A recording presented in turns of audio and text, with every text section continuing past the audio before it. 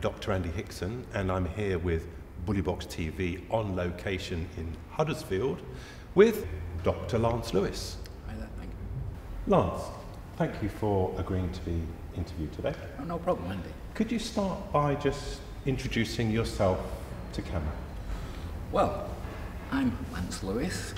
One of the reasons though I am being interviewed is perhaps because of my past sporting career, martial arts sporting career, which I achieved a fair amount. I was like 5 times national karate champion, twice grand champion. I was a world ranked professional boxer. I was the first non-American on an American boxing team with Thomas Hitman Hearns in the current boxing team. And I was British, European and world kickboxing champion. Some regard me as perhaps pound for pound the greatest kickboxer that's come out of the UK.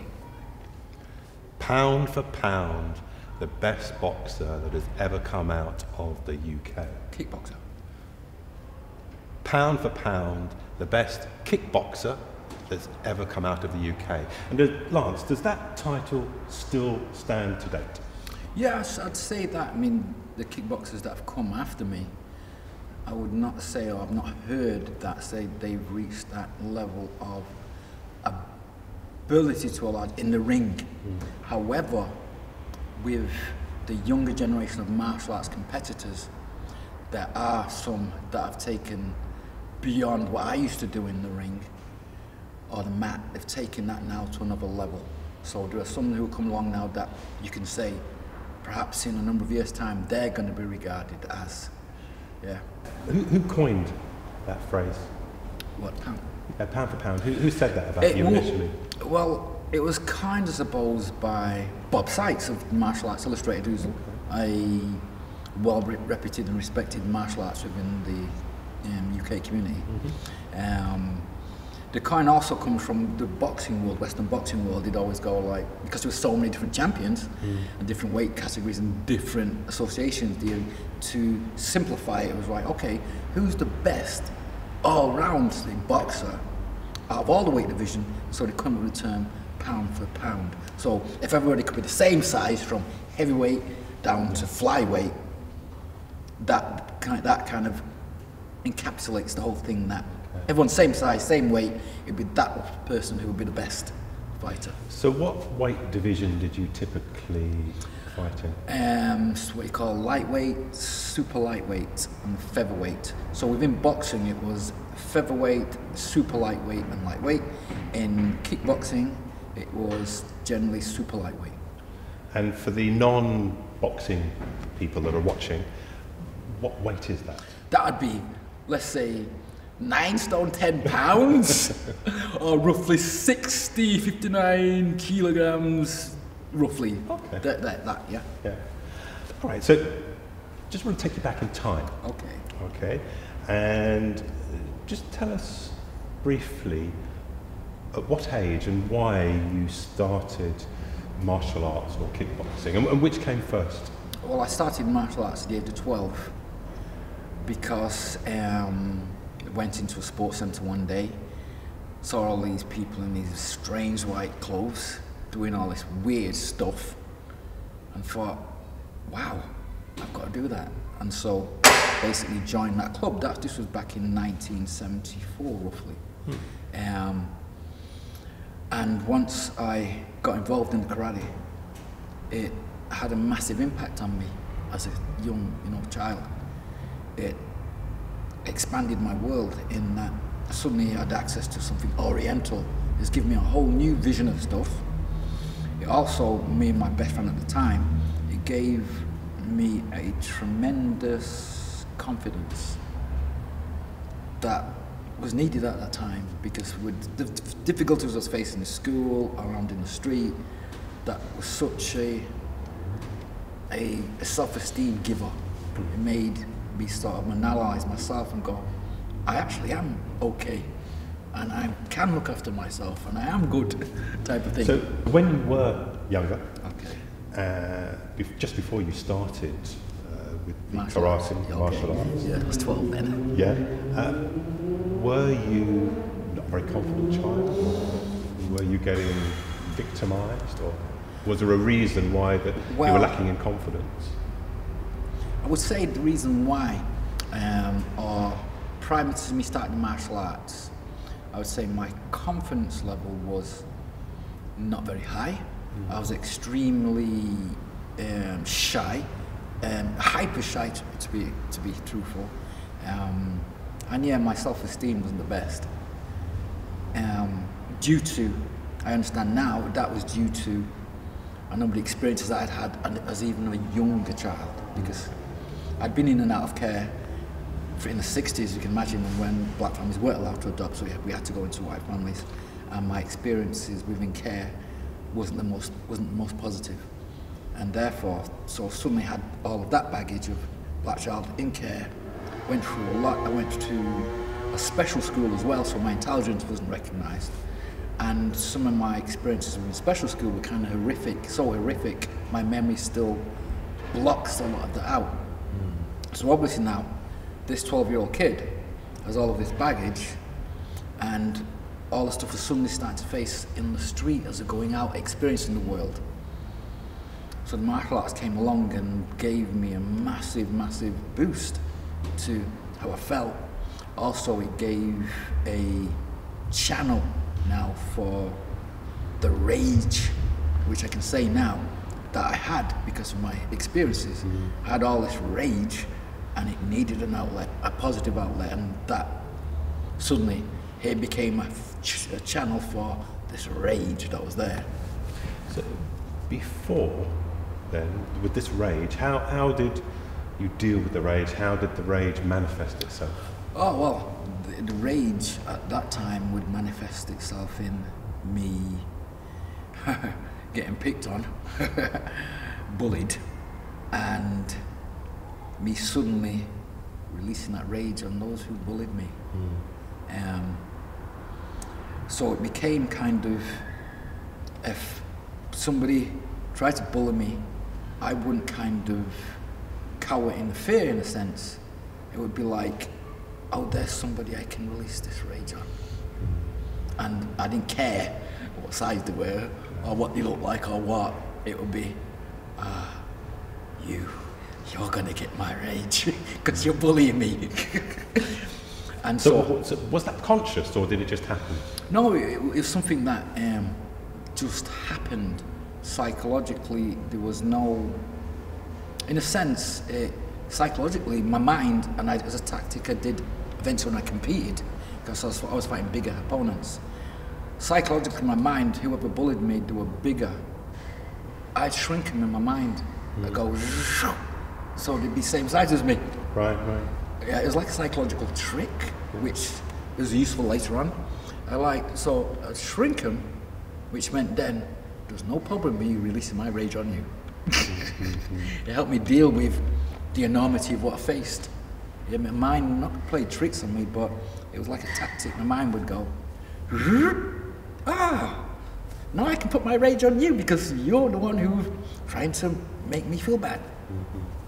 So once you started with was it karate that you did? Yeah, karate. I started. So once you started with the karate, how long before you felt or recognised a change in how you dealt with these people? Well, it became when I was 15 within karate, I had to move to what we call full contact then, which later became named kickboxing. So it meant then that rage had to be controlled, had to be totally tempered and controlled and directed. And so I became, people who may try and bully me then, not that many, I learned to contain the rage, contain it, and usually take myself off rather than it be full pelt on them, because I realised now, well, in a confrontation, it was not necessarily positive. My rage coming out, because that'll give my opponents the advantage. So I learned now to, with my rage, and take myself off and use another strategy in dealing with it rather than so it's a kind of converting the rage into different energy that you can actually use. Yeah, it was changing it now from when I'm in the face of people to redirecting it to what I wanted it to be. sort of like, and put it, and I'm going to put it down this road and not dump it on that kid who's giving me grief. And so that's how I learned then to start to channel it in directions I wanted it to go and not suddenly have to go onto that person because they're giving me grief. So how often did you used to go when you first started to train? Yeah. At first it was like twice a week I used to train, but it became difficult because I couldn't afford the lessons. Because it was like my mum, single parent at the time, because I came out of care, mum back with mum, and very little money. And once I realised I wanted to be serious in it and I wanted to become the best, I needed to train more often. And it was like, well, I can't afford it. So somebody who became like my mentor and guide, Danny Connors, he who owned the martial arts centre, I went and told him this. And him, as a wise man, we came to a deal that I'd be the caretaker of the martial arts centre. Okay. And if I did the caretaker, I looked after it, I could train for free. Just touching on, you mentioned mentor. Do you think, two-part question, do you think it's important that people do have a mentor in their lives to help them? And do you think that if Danny hadn't been there, do you think your life would have turned out differently? Oh, totally. That I'm very clear about. Totally. Because when you have like vulnerable young people, and I was a vulnerable kid, I know that now, then it's good to have those adults, elders around, who can help guide them on that road. I now know that Danny, the guy who I asked could I train for free because I couldn't afford it, I now know he was setting me on my journey and helping the road. He knew that I needed help, and how could he do it? Because he recognised in me something. So it's like many vulnerable kids, it's vital they are adult mentors, people who can help them get through little sticky patches in life and say, well, the door's over there. That's vital that they're about. Lance, you decided at the age of 12 that you wanted to become the world champion. Yep. And later on, we know, you became the world champion. Is it that easy? No, I would not say that. Is it that easy? It was easy to say that, words, that I'm going to be the world champion, but that was just the beginning. Then I had to put words into action. I had to meet the right people and then put into practice a particular way of being. Yeah, I had to be in bed early. I had to watch what I ate. I had to suddenly start studying, actually analysing things, watching films of fighters. I had to suddenly be very aware of, well, who are my friends? Are my friends helping me in achieving this goal? Suddenly my whole life came under scrutiny, and I had to become highly focused, highly disciplined, highly organised. So the first and easy bit was, I'm going to be the world champion. That was my goal set out there. That was the easy bit. Next then coming to put in the strategies and practices to achieve that. And that was the hard bit. That was the work, the getting up early. Getting up in the morning when I was tired and having to run and train and not wanting to get up. Having to overcome that, having to say, oh, I've got to go training now. But I'm knackered. I've been studying all day. Nope, I still got to go. I'm in the gym or the dojo and I'm making mistakes and I'm tired and I'm hurt. I'm in pain. I'm sore from yesterday's training session. No, sorry, I want to be the world champion. I've got to do it. Got to do it. So once you have the easy bit, which is world champion and the goal, the hard bit then is putting into practice the strategies of getting that, achieving that. So the easy bit, yeah, that's your going aim. But then you have to put work and effort into achieving that. So that will happen no matter what your goal is. You want to be a singer. Oh yeah, you can say it, but then you got to do the work. Can effort you sing? Equals success. You got to put that work in no matter what you want to achieve. You know? So you had to do a lot of sacrifices. Yeah, lots of sacrifices. You know, as far as going out, people going certain places, whether it be clubs, nightclubs, all of that. You know, the partying, that had to go. But you know what? I knew that I could do that after. I just knew it as a kid. I knew it was, I can do that when I finish. I don't have to do that now. That just seems so logical to me. Yeah? Like, I don't have to party, I don't have to go with the girls, because they're going to be out there anyway when I'm done. And I knew that when I was young. And it seems silly to me that, how come lots of the other youths them don't know it? And I'm working with kids and you think, what's going to be there? Clubs are going to be there when you finish. Your sporting career is for short time. It's only short. So you can put and then do all this stuff after. And like I said, I knew that as a young kid. Yeah? And I don't know why I just did. If I put a lot of discipline in and a lot of work in, then I'll get the rewards for that. And that was what adults around me were telling me. And there were people who my heart said, these people are talking the truth. So I listened to them. Did you have any help towards that discipline at home? Well, I suppose it was a typical, once I was out of care, then my mum was a typical Caribbean mother, in that we had roles and tasks to do. I was kind of disciplined home. And then I was like the eldest brother, and I had the younger brothers, so I had the responsibility of looking after my little brothers. Because once we'd all came out of care, I had this, because my brothers were sent separate from me. I was sent on my own somewhere up in the country, and they were sent somewhere else, so suddenly we were back. So I had this like caring for them, and I had to look after them. So you were training, you were going to school, you were doing homework, you were washing up and cooking and all of that stuff, looking after my younger brothers. And still trying to get some sleep. And yeah, I'm still trying to get sleep. However, it was, it just seemed the norm. It didn't seem strange, because that's just how it was. The reason I asked that, Lance, is that there'll be a lot of parents out there that will be thinking, I tell my son or my daughter to go to bed or to do their homework, and they don't want to do it, and it's, 9 o'clock. You tell them to go to bed. I'm not going to bed at night.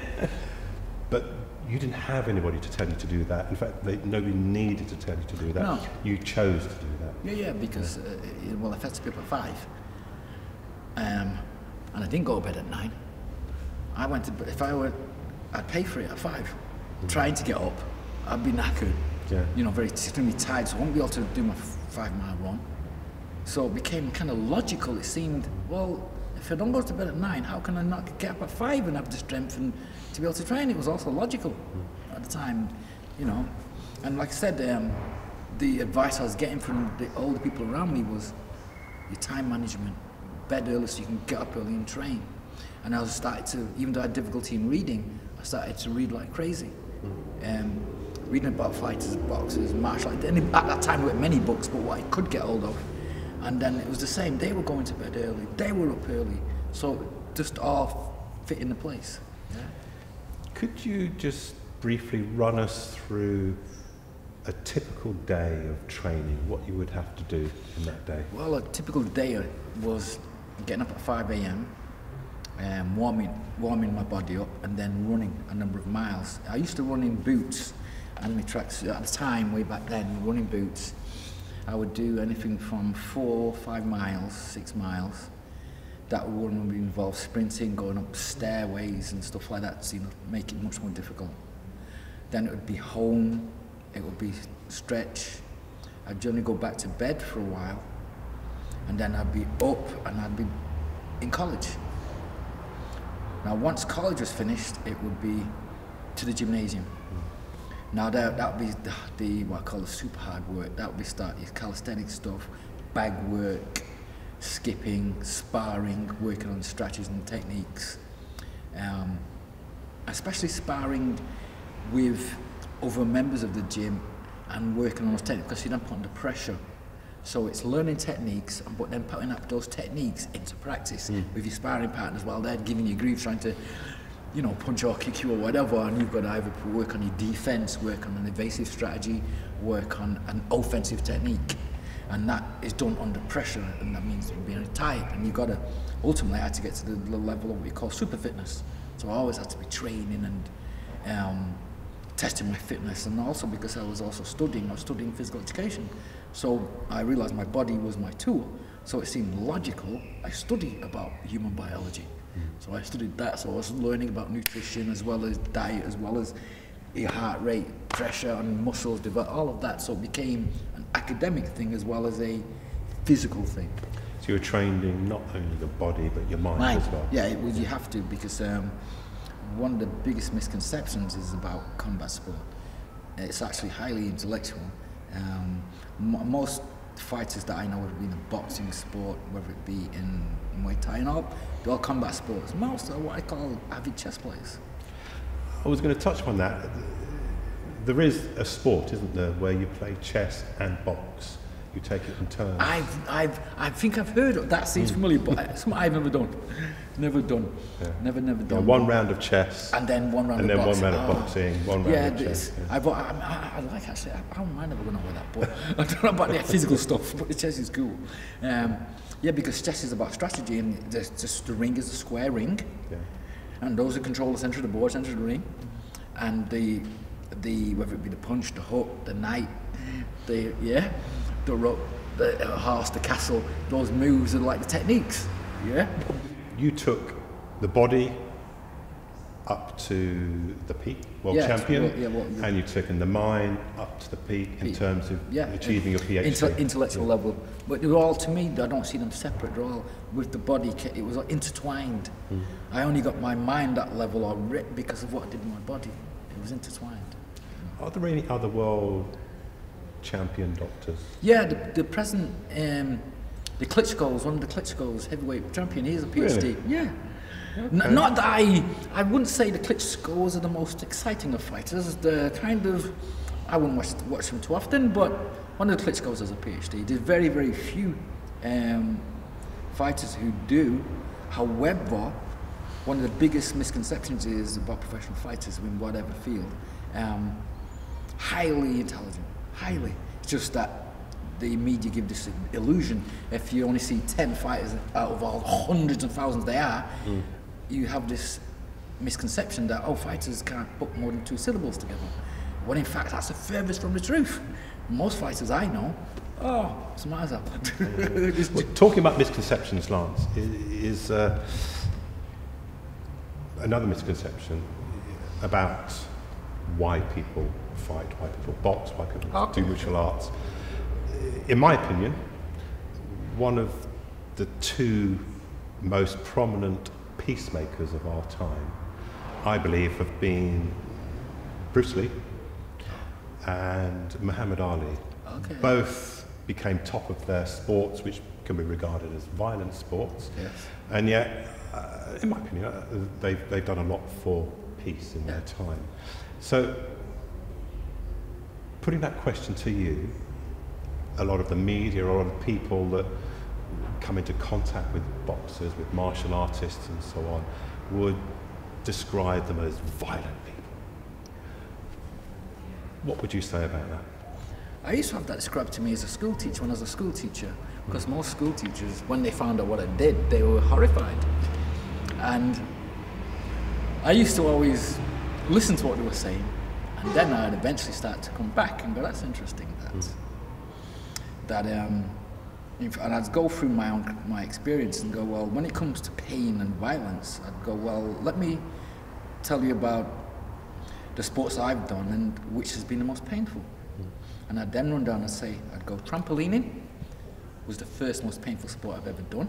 Squash came second.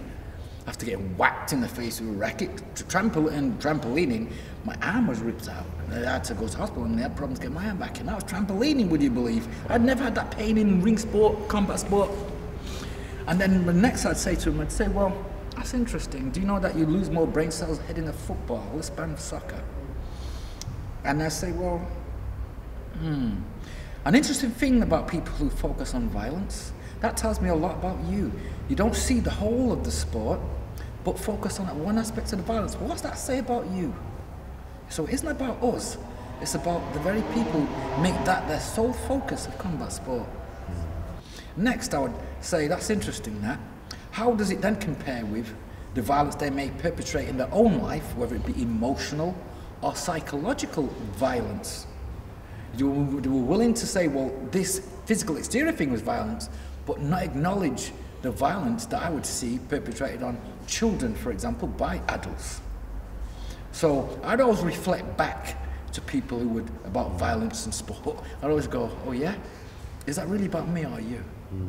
So you'd show up a mirror to themselves. Yeah, because as a child, I experienced violence and all sorts within the society. And then for people then to tell me what was and what isn't violent, I didn't take to that too kindly. And of course, I mean, there's a difference, isn't there, between learning a self-defense to defend yourself, Of course. and with using violence just to go out and hurt somebody. They're totally different, totally. And that comparison should, again, it says more about them than it does about us, you know? So tell us a little bit about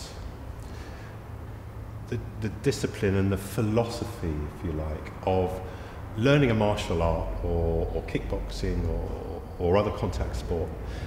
It isn't just about learning about how you can hurt other people, but No. there's a No. non-violent philosophy within that as well, isn't there? See, ultimately, you see what people tend to, or the Western media tend to focus on the physical fighting aspect of the martial.